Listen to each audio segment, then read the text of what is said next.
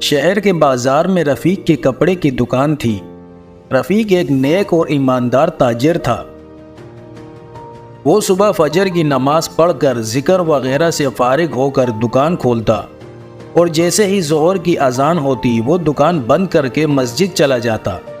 اللہ رب العزت نے بھی اس کے کاروبار میں برکت دی تھی۔ رفیق کا شمار مالدار لوگوں میں ہوتا تھا۔ رفیق کے پاس ایک تھیلی تھی جس میں رفیق نے 1000 دینار سونے کے سکے رکھے ہوئے تھے۔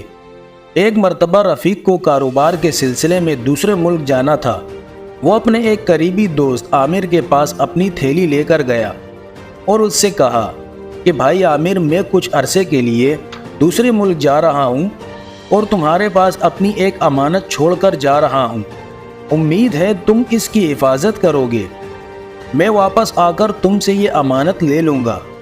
یہ کہہ کر رفیق نے 1000 دینار سونے کے سکے سے بھری تھیلی عامر کے حوالے کر دی۔ عامر نے وہ تھیلی حفاظت سے اپنے پاس رکھ لی۔ رفیق اپنے سفر پر روانہ ہو گیا۔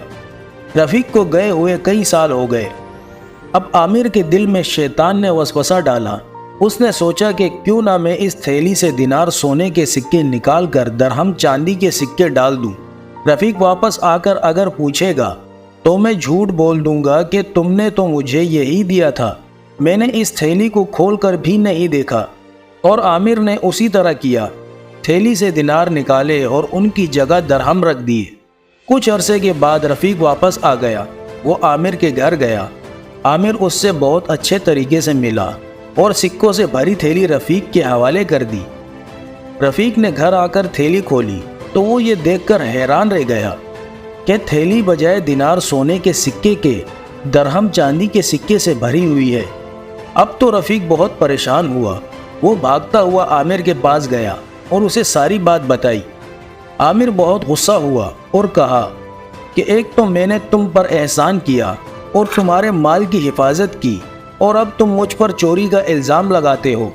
بیچارہ رفیق گھر واپس آیا، 2 رکعت نفل نماز پڑھی، اللہ سے دعا مانگی کہ اے اللہ، میں تو ہر سال اپنے مال کی زکوٰۃ بھی نکالتا ہوں، اور جس مال کی زکوٰۃ نکل جائے اس کی آپ حفاظت فرماتے ہیں۔ میرے مال کی حفاظت فرما کر مجھے واپس لوٹا دیجیے۔ اور اللہ کا نام لے کر عدالت پہنچا اور قاضی صاحب جج کو سارا واقعہ سنایا۔ قاضی صاحب نے عامر کو بلایا اور اس سے پوچھا کہ رفیق نے تمہارے پاس امانت کتنے سال پہلے رکھوائی تھی؟ اس نے کہا 5 سال پہلے۔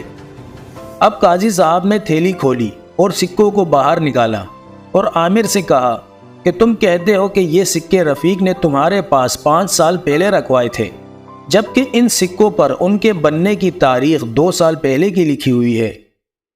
اس کا مطلب یہ ہے کہ تم جھوٹ بول رہے ہو۔ اب جلدی سے رفیق کا مال اس کے حوالے کر دو اور سزا کے لیے تیار ہو جاؤ۔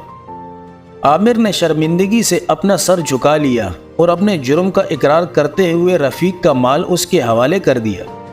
پیارے دوستو، امید کرتا ہوں آج کی کہانی آپ لوگوں کو پسند آئی ہوگی۔